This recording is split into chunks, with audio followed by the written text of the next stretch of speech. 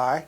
In this video, we're going to do Chapter 11 on saving, capital accumulation, and output.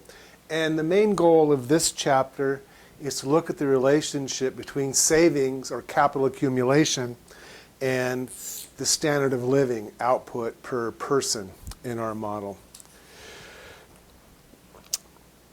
So let's start off by looking at the production function from last chapter. If you remember, we started with the production function at the end of last chapter, which was y is f of capital and n, the number of workers.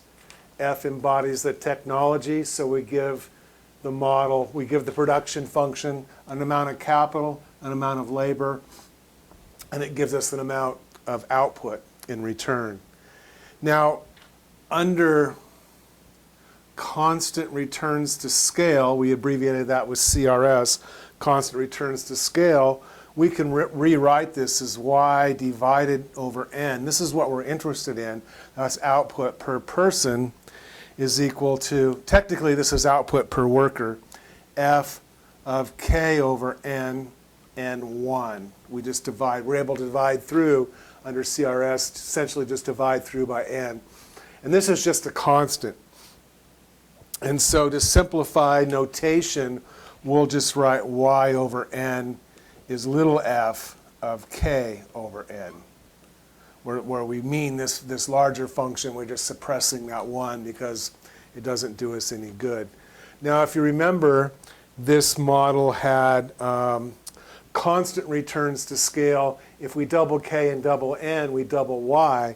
But for an individual factor like k, if we double k holding n constant, then we have decreasing returns to scale in this model. Now we're going to make two additional assumptions, and these are assumptions that we'll relax in Chapter 12, but for now they're going to simplify our job quite a bit. What we're going to do is assume there's no population growth, no growth in the labor force, no growth in the number of workers, and we're also going to assume that technology stays constant.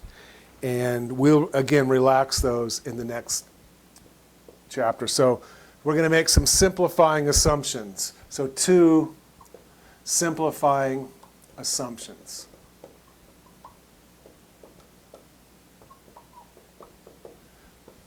The first is that the size of the population, the labor force participation rate, and the unemployment rate are all constant.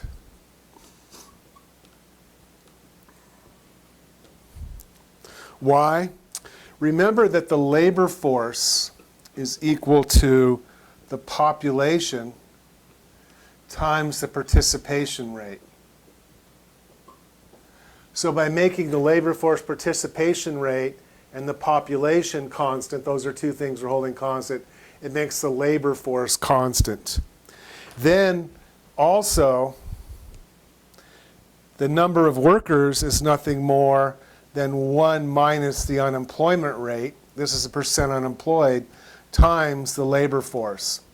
So if the unemployment rate is 5%, labor force is 100, the number of workers would be 95.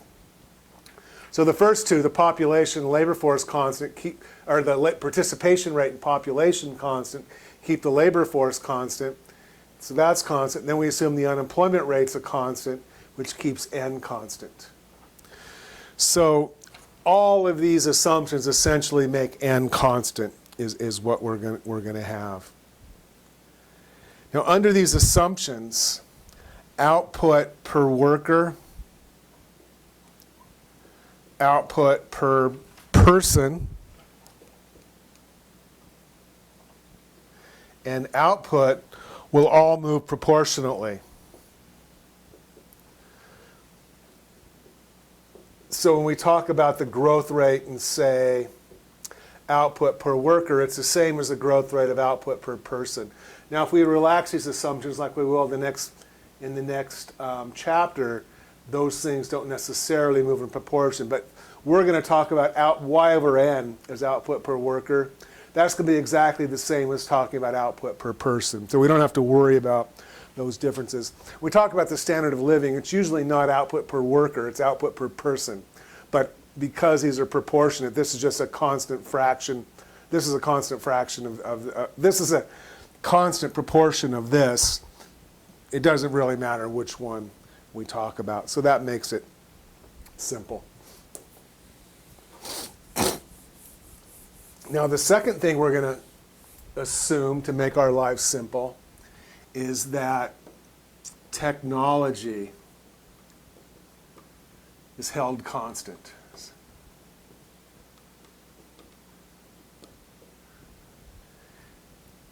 So we can write then y t over n is f of kt over n. Under the first assumption, n is constant, so I don't need to index this with a t subscript because it's the same at every point in time. And the other assumption tells us that f is constant. There's no technological change that would cause this function f to change, which embodies technological change. And so it just holds those things constant. All right. Now we're ready to start building our model of economic growth, and in particular to see how savings affects economic growth. Now the big result we're going to get in this chapter is that if you increase the savings rate, you'll get growth for a while, but you don't get long-run growth. You only get growth in a transition period. So we'll start with one equilibrium where we have a savings rate and an output per person. We'll increase the savings rate, and output per person will grow for a while, and then it'll hit a new higher level, it'll stabilize. And so changes in the savings rate will change the standard of living, but they won't change the long-run growth rate of the economy. For that, we're going to need to go to the next chapter and look at technological progress. So let's look at the effects. Just putting the chapter headers or the section headers from the book. The effects of output on capital accumulation, changes in the capital stock. How are output and the growth of capital related is what we're worried about here. What we'll do is we'll derive a relationship between output and investment, Y and I. That's the first thing. We'll also derive a relationship between investment and capital accumulation. And that depends upon saving. It depends upon saving. It's not equal to savings, as we'll see, but it depends upon it. And so that'll allow us to work out how savings and capital accumulation affect output and our standard of living. So let's get started. If you go back to earlier chapters, when we were talking about the initial ISLM model, we noted that the equilibrium in an economy can be written as I equals S plus T minus G. This was the income equals, or the savings equals investment approach. We also did an income equals expenditure approach, but you can derive this from the income equals expenditures to get investment equals savings. So this is just the equilibrium condition in an economy. This is just an IS curve, essentially, is all we've got. Now we have a closed economy, so there's no net exports to worry about in here. Otherwise, we'd have to add a net exports term. We're just abstracting for that. If we included it, it wouldn't fundamentally alter our analysis at all. And so it's easier just to leave it out. Now, we want to focus on private saving.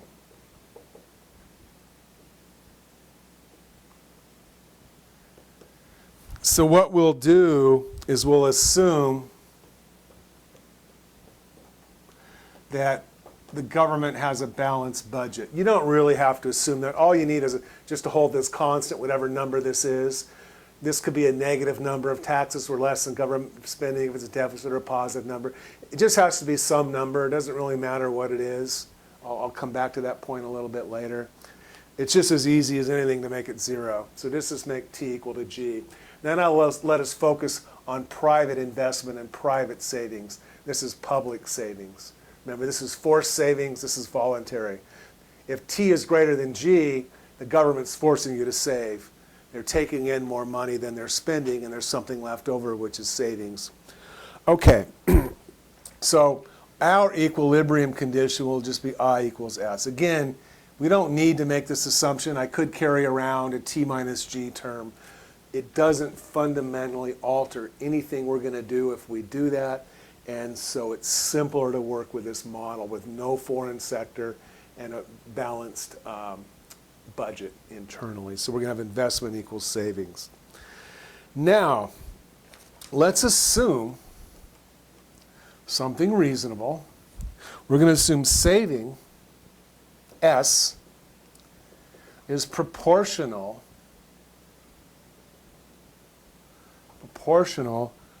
to output. That is, we're going to assume S equals little s times y, where little s, the savings rate, is a fraction. It could be 0 or 1, but I'll do it right. I mean, no economy would have 0 savings or savings equal to 1. You wouldn't save your whole income. So those aren't practical cases we have to worry about, but I guess theoretically it could be 0 or 1. But this is like if it's 10%, 0.10, then savings will be 10% of output. So it's just basically a marginal propensity to save out of income. There's no taxes here, so we don't have to worry about disposable income. Well, it'd be the same. You could put taxes in. It wouldn't make any difference. So that's the assumption we're going to make. That's what savings is. Now we need one more equation. So this is one key equation. I equals S equals SY. So this is an equation we're going to use quite a bit in this chapter and the next one. Now we need a second equation to finish off our growth model. Then we can start drawing pictures of it and having all sorts of fun. You're going to love it. Okay, so now we need to look at the relationship between investment and capital accumulation. That was the last equation, tells us how output and investment are related. I equals S equals SY, so I equals SY. Investment equals savings in equilibrium. This equation says that the capital stock at time t plus 1 is equal to, I'll explain this in a second, 1 minus delta kt plus it. I is investment and k is capital. Delta, and we've seen those before, delta is the depreciation rate. It might be, say, 10% is a number that's often assumed in these models. And so this says that your capital next period equals your capital this period that's left over after depreciation. So this whole term is what's left over after depreciation. If this is 0.10, if you have a 10% depreciation rate, if 10% of your capital depreciates, then capital at t plus 1 would be 90% of your capital at time t, right? Plus your new capital. This is investment. That's your new investment in the capital stock. This could be positive or negative. There's no reason why investment has to be greater than depreciation, but generally we'd probably think of this as growing over time. It certainly has over the Western history and U.S. history and the world history for most countries. It doesn't always happen year to year, but on average over time, capital has tended to accumulate.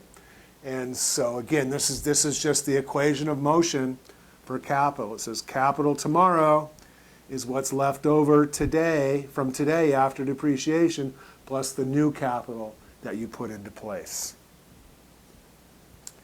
Now, we know that S equals I and that S equals SY. So we can put in, so that tells us that I equals s, little s, times y. So I can rewrite this equation as kt plus 1 equals 1 minus delta kt plus syt, output at time t. I should have probably put t's on these things.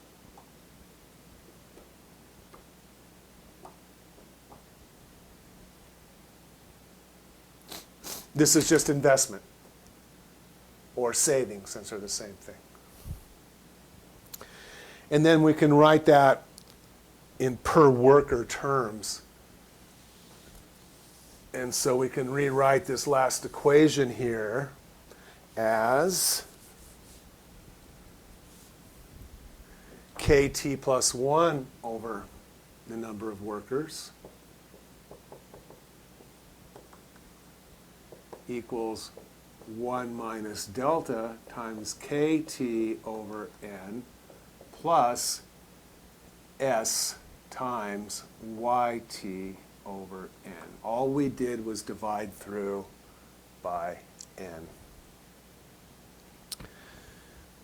So that's how capital per worker evolves over time.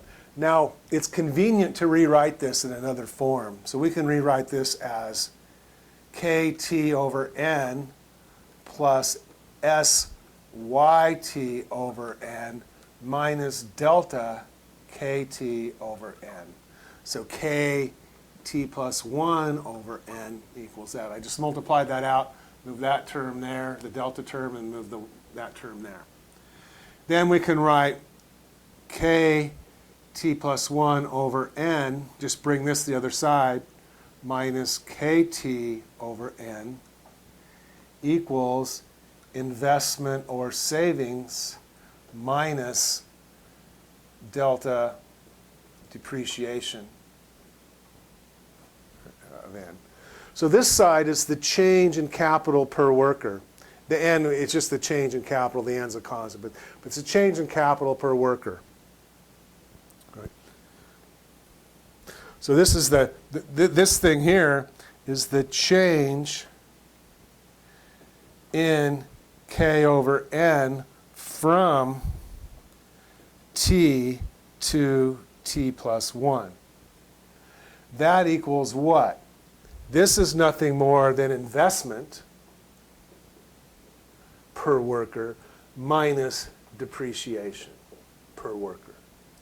And so it just says that the change in the capital stock, well, I should say investment over n minus depreciation over n, but it really just says that the change in k is equal to investment minus depreciation. The change in capital depends upon the difference between the amount you invest, that makes it go up, and the amount that depreciates, which makes it go down. So that's all this thing says. Change in the capital stock is investment minus depreciation. And this is the key equation.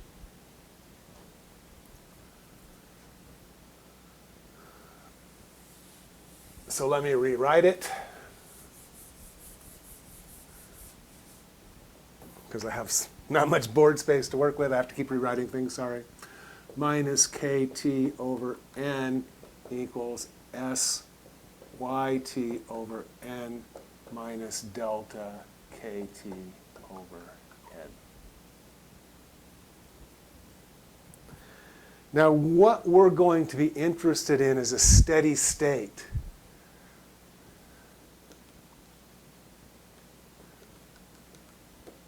And that's when k over n, y over n, etc.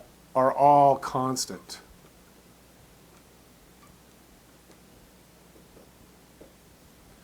So what would the steady state be? This is delta. This equation says delta kt plus 1 over n, the change in the capital stock, equals, let me just do it this way. Delta k over n is s y over n minus k over n. So a steady state has to be when this term is 0. So the steady state Because this is telling us how the capital stock is changing.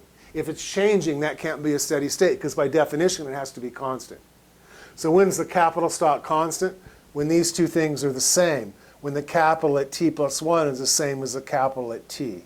That's our equilibrium. Steady state's just the word we use when it's dynamic, when you have all these t's involved for an equilibrium.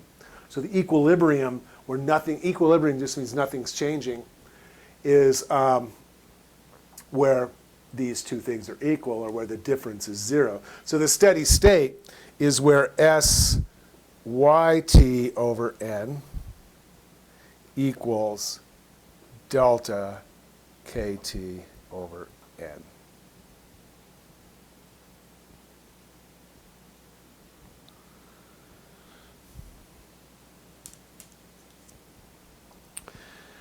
Now there's one other thing I need to do that I haven't done yet. We've got one equation we haven't used yet. So let me do that next. Let me go back to this equation.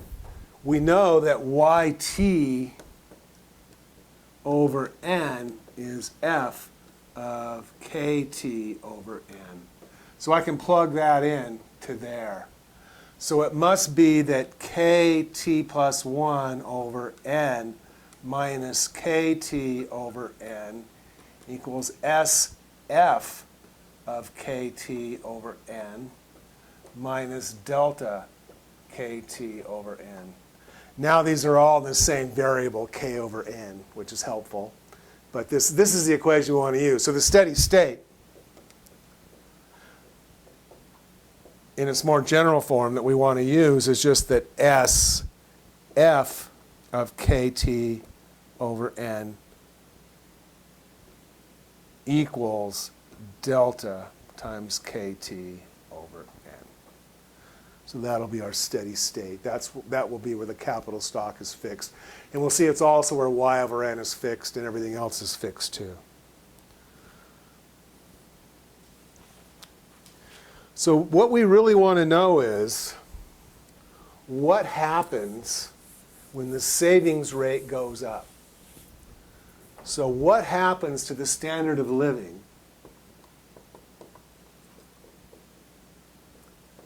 what happens to yt over n when the savings rate goes up? To answer, we'll do it graphically. So now I need to graph the steady state, and I write better on the top part of the board than the bottom, so I'm going to erase this so I can work up here rather than down here. But anyway, the question is, what happens to the standard of living when S goes up? So what I'm going to do is draw a graph.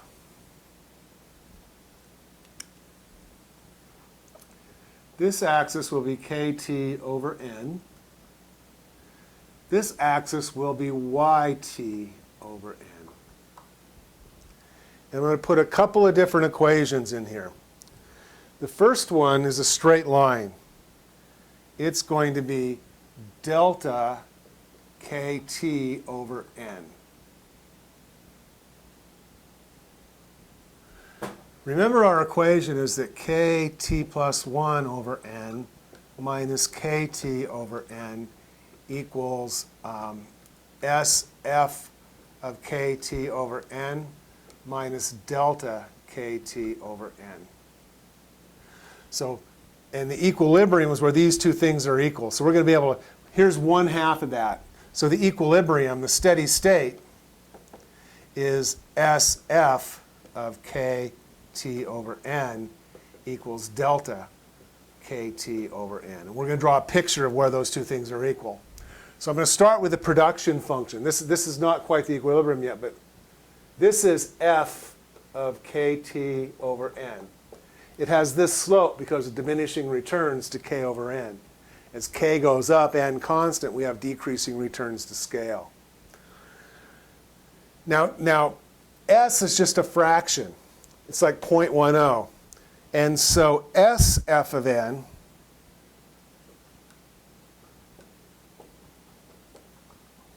looks like this. And so our steady state has to be where SF equals delta K over N. That's that point right there. So let's call that K star over our fixed N.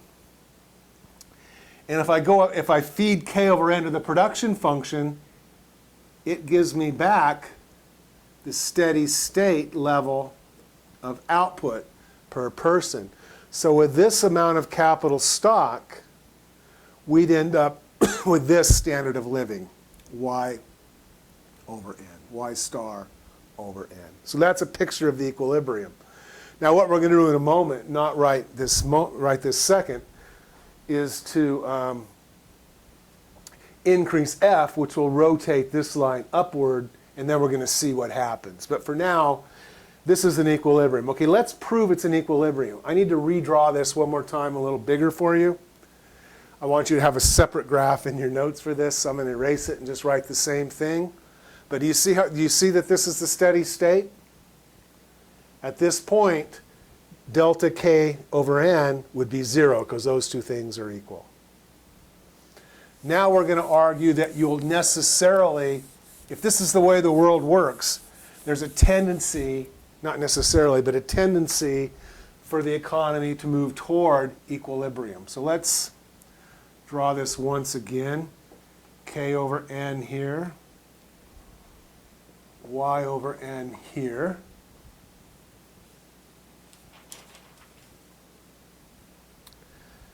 And we need delta KT over N, right? We have F of KT over N, SF of KT over N. This is the steady state. But let's pretend like we're not at the steady state. But let me identify it. Instead, let's start with this capital per worker ratio. And let me go up here and find some points. Let me call this one point. I'm going to use the book's notation. This, I think the book does this. This is D. That point is C. And this point is B. And over here, when we bounce it off the production function, we'd have this steady, this isn't a steady state, but we'd have output per person. Now, what's D here? D is, if I give K over N to this function, what do I get? D is depreciation, right? If D is on this straight line, which is capturing depreciation, delta K over N. What's C?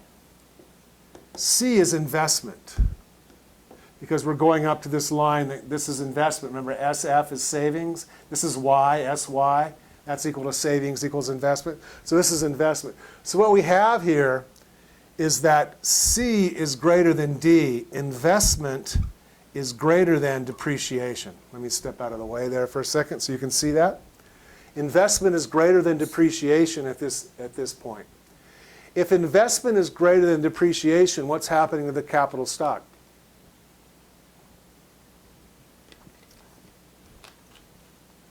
It has to be growing.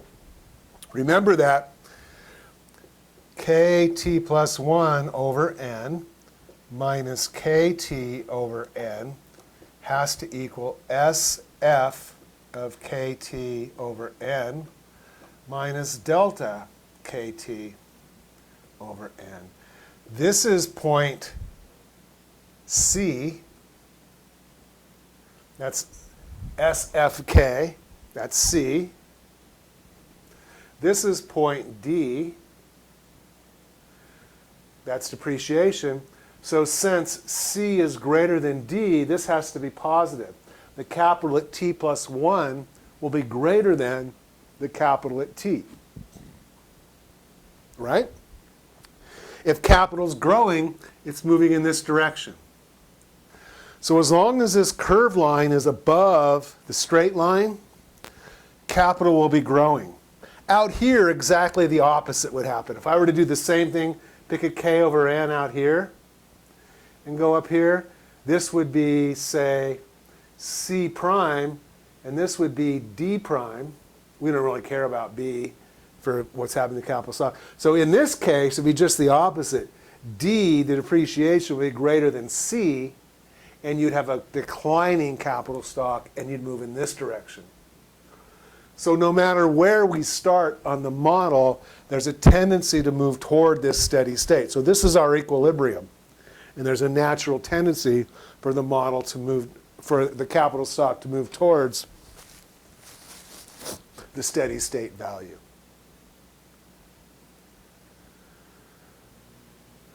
All right, great. Let me make one more point about this model that we're going to need later. I'm going to redraw it one more time. Let's just start at the steady state this time.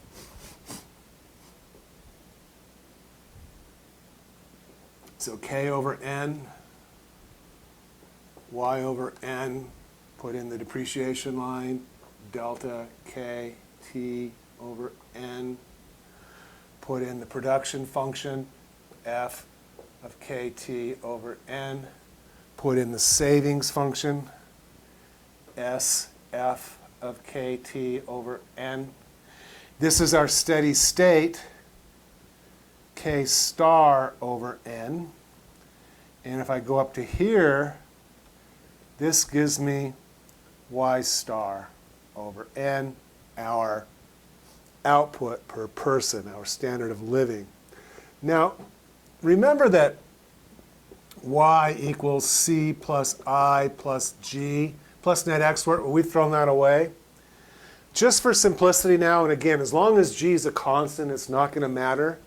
So I'm going to normalize and make the constant 0.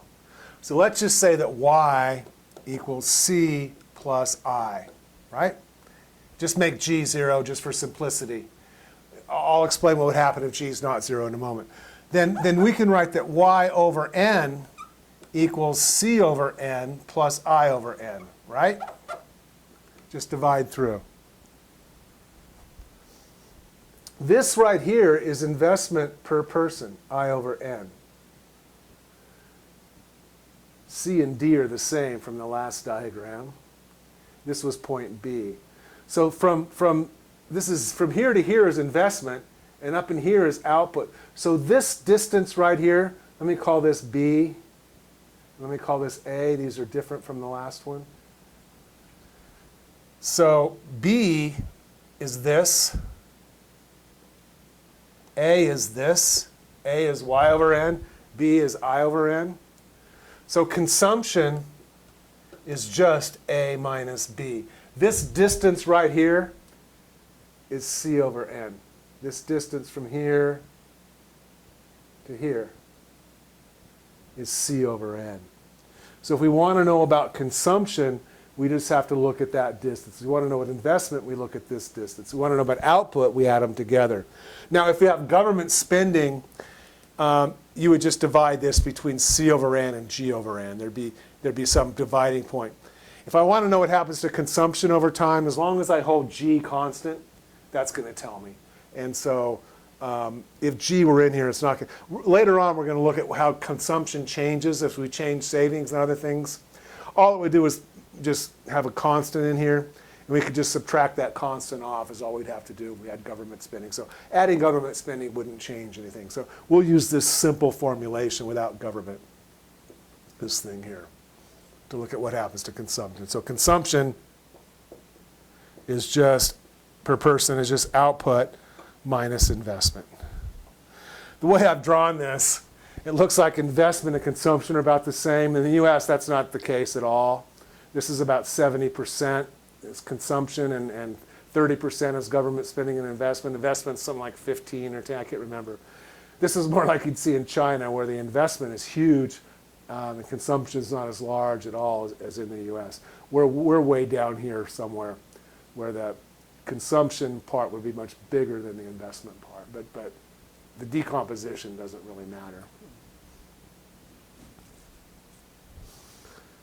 All right, now we're ready to see what happens when savings changes.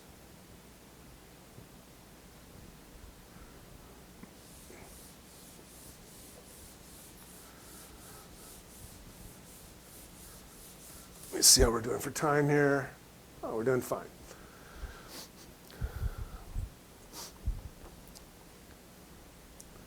So what happens to the growth rate of the economy? Oh, in this model, there's no growth.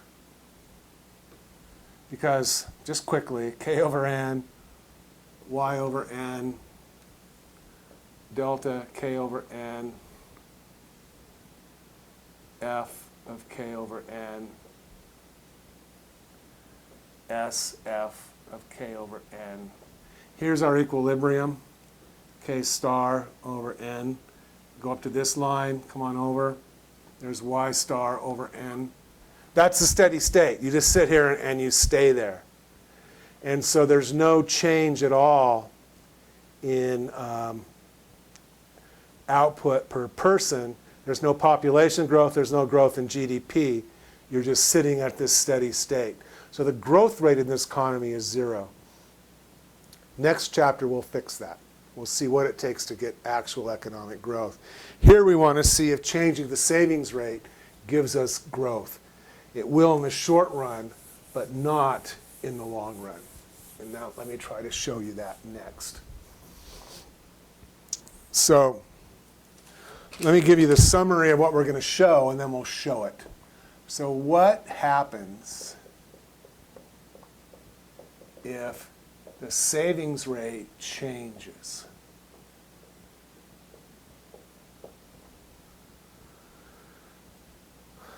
Just what I said, a change in S has no effect on the long run growth of Y over N, which equals 0 in this model.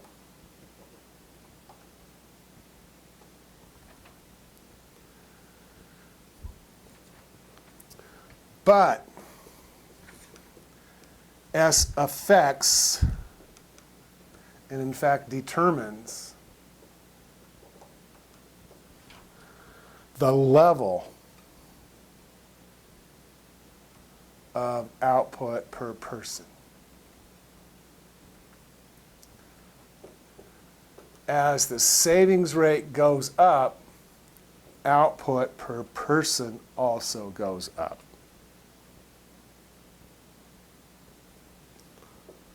Finally, when S goes up, you get growth in Y over N in the short run.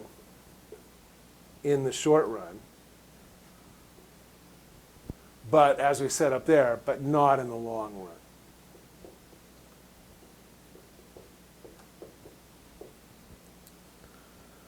The short run is just a transition from one steady state to the other. So that's what I want you to get out of this graph. That's what we want to show next, that these results are true in our model. So let's do that.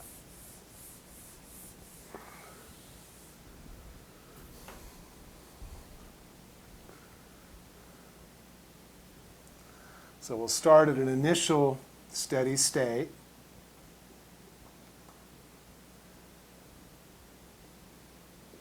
And then we'll increase the savings rate.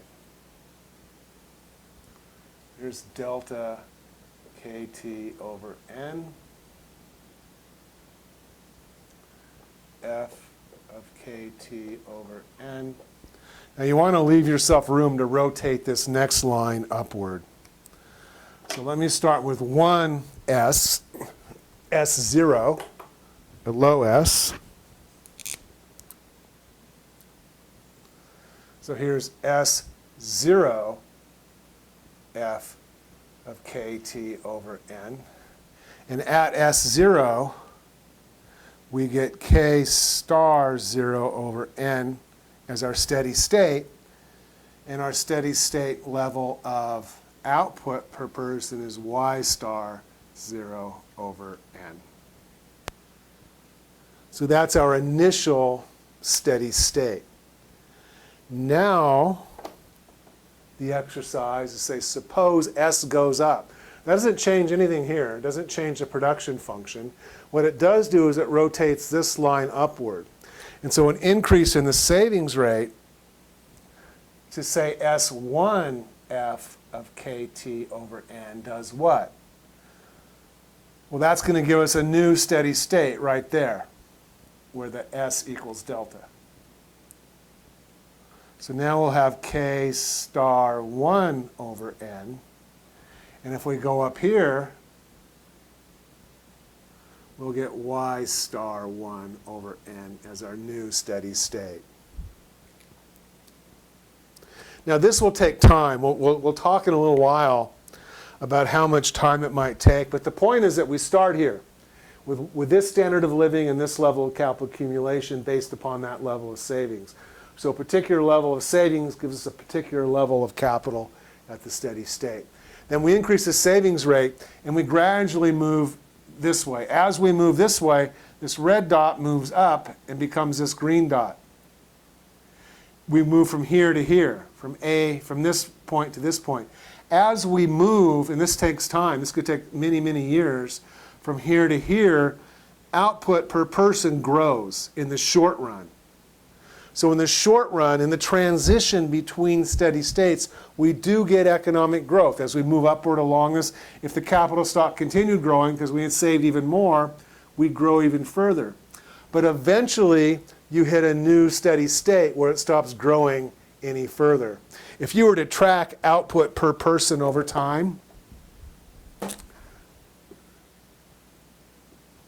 so here's time, here's y over n. We start off here at y over n, y0 over n.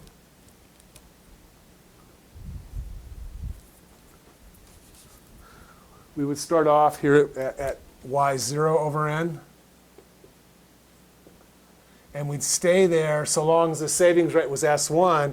But say at this point right here is where the savings rate goes up. Then output would gradually rise to a new steady state, which is equal to y1 over n. And so during this, and then you'd have, this is supposed to be a horizontal line from then on. So during this transition from here to here, you do get growth.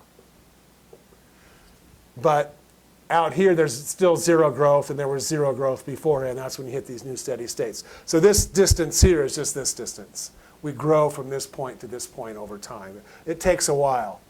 You'd probably get here asymptotically, actually. Do you see that? And so the savings rate determines the level of y over n, but it doesn't change the growth rate. It really tells you how output is distributed between consumption and investment, and it also can make this grow a little bit. You can see here, consumption per person is that little red segment there. Looks like it might even be lower. We've got more investment, more output, but overall consumption per person might have actually gone down. It can go up or down depending on where you start. At some point there's a maximum. It's basically the distance between these two lines is consumption. Here it'd be very small. Down here it'd be very small. Somewhere in there it's maximized. And we'll come back to that point. Okay, so you get the main point. Start at one steady state, increase the savings rate. There's a transition to a new steady state. During that transition, it grows to a higher level, and then it just stays at that level from then on. So you don't get any long-run effect on economic growth in this kind of a model. Now let's go to this point I was making about consumption.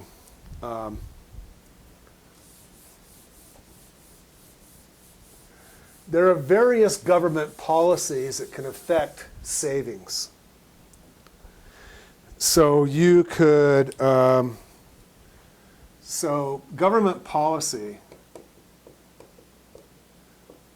can change little s. For example, you can have tax incentives for savings. You could have a consumption tax, for instance, and the higher that consumption tax is, the more you'd want to save because consumption is more expensive relative to saving your money for the future. And there's other ways you could have tax incentives. They could say, if you save this amount, we'll knock this much off your income taxes or something like that. So that kind of government policy could affect savings. T minus G, that's government savings.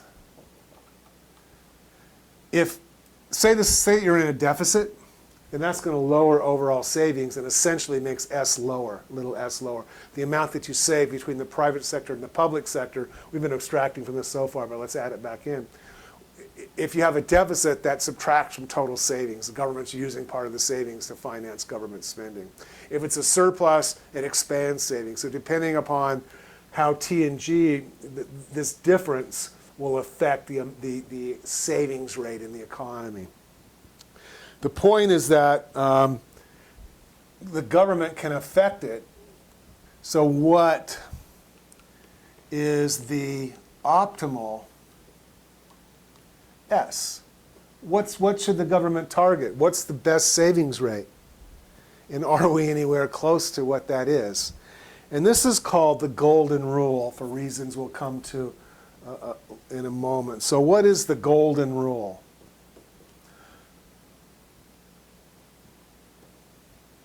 That's essentially where consumption is maximized in our model. So the golden rule.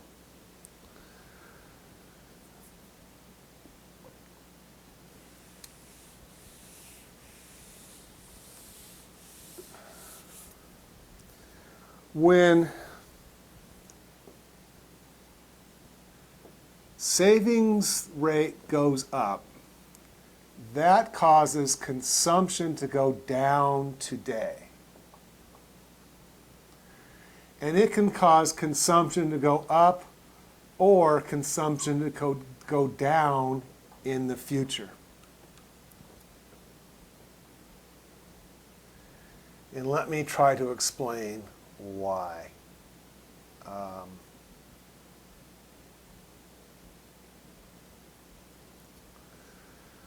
Let me go back to our model first of all and just show you that when you change the savings rate, consumption in the future can go up or down.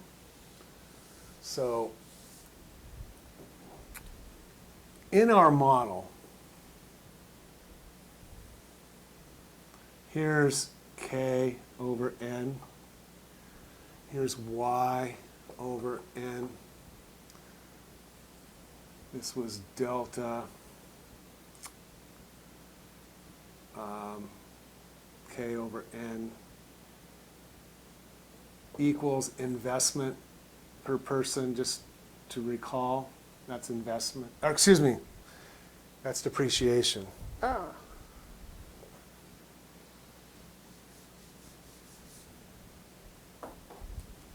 Delta K over N.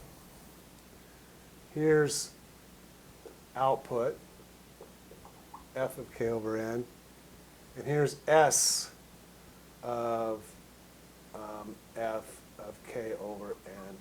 And that's equal to investment per person. And so if we were at the steady state, remember, this would be K over N. This would be I over N. This is Y over N. And this distance here, as we showed a little while ago, is C over N. That's consumption. So it's just the difference between the two lines. Now what you can see is that if this were the steady state, investment would be equal, that's when S equals 1. Suppose S equals 1. Then F and SF are the same thing. This would be our steady state, and C over N would be 0. There'd be no consumption because investment would be equal to output. So at that point, you'd have no consumption at all. What about if S was 0? Well, then we're right here. So when S equals 1, consumption per person is 0. When S equals 0, there's no capital. You've never saved anything, so there's no capital. K over N is 0. If there's no capital, there's no output, because it's F of K over N. F of 0 is 0. And so in this case, you also get that C over N equals 0. That's at this point right here.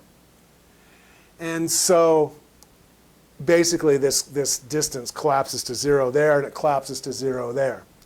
So what we know then is that somewhere in the middle, it must be maximized. There must be a point where the distance between these two lines is as big as it can be.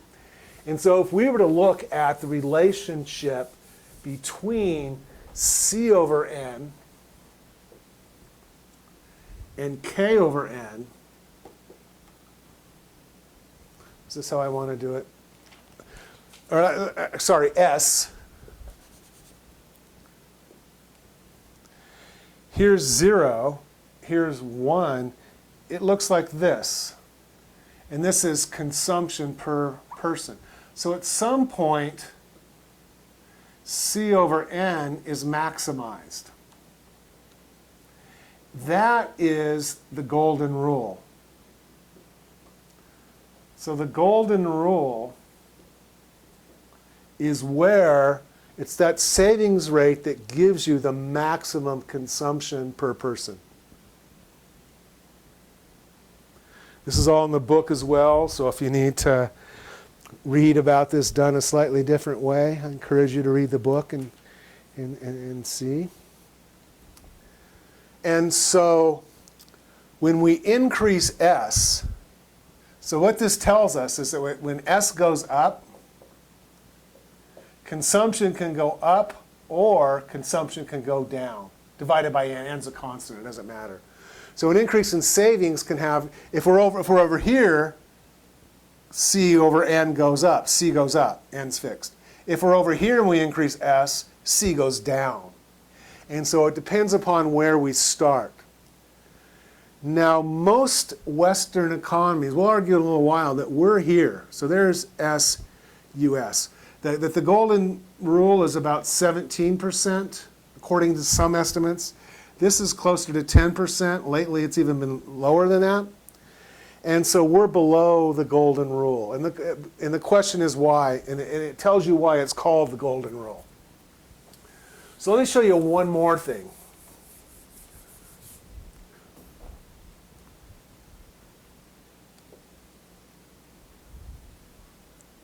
K over N, Y over N. We're just drawing our model. I'm going to increase the savings rate. So here is delta K over N, F K over N. Start with a low savings rate, S0 F of K over N. So we're going to start here at this K star 0 over N. And our initial level of consumption is A minus B. So C over N equals A minus B before S goes up. Now let the savings rate go up to S1 F of K over N. Before the economy starts growing, what happens to consumption? Let's put B prime in here. Consumption for this, to get to this new, here's the new steady state, K star 1 over N. And it looks like, we'll call this C and D. It looks like consumption per person has gone up, right? So this is what we're on the left side of the golden rule, because by increasing the savings rate, C over C minus D is bigger than A minus B. Why wouldn't we necessarily do that? Well, look what happens initially. When the savings rate goes up, initially, before there's any growth in K over N, C over N goes down, right? See that? That's A minus B prime. Then, and this could take 30, 40 years, as we'll see in a moment, maybe even longer, as the economy grows in the future, you end up somewhere down the road, decades from now, with a higher rate of consumption. So when S goes up, what happens is consumption goes down today. This is if we're on the left side of the golden rule, and consumption goes up in the future. But these people aren't born yet. And so these are the voters. And the voters of today might not be willing to cut their standard of living so that generations ahead could have a higher standard of living. And so it's a political problem that the people who would benefit from a change in the savings rate, say by encouraging it through tax incentives, aren't voting. They're not alive yet, or they're too young, or there aren't enough of them. And so the people today say, well, it'd be very nice maybe if I did, that stuff for the future, but it's going to hurt me today, so I'm not going to do it. And that's where the term the golden rule comes from. It basically is saying that the current generation should do what it would want other people to do were they in its shoes. So do unto the future generation as you would have the future generation do unto you, is what this is really saying. So you get this? So initially we start with this savings rate S0, and the standard of living is A minus B for this generation. They then vote in politicians who put in tax incentives to increase savings. That raises the savings line initially before capital starts growing, because it takes time after we save for capital to grow. This generation's worse off. And it takes a long time for them even to reach their old standard of living and then to reach a new higher standard of living sometime in the future. It will happen down the road, but not immediately. And this, again, we're on the left side of that S star from the golden rule in this model. All right. We've got a little bit more to do in this chapter, and I think I'm going to try to stick with trying to keep these videos at about an hour, because I'm guessing that's about where your attention span really starts to wane. And so I'm going to, the second video may not go a full hour, but I'm going to go ahead and cut this one off here. And so I will see you soon for part 2. What we're going to do next is we're going to try to get a sense of the magnitude. How much does a change in savings rate affect the standard of living if we put some numbers to the model? And how long does it take? And this is where it takes decades will come from. So I'll see you again next time.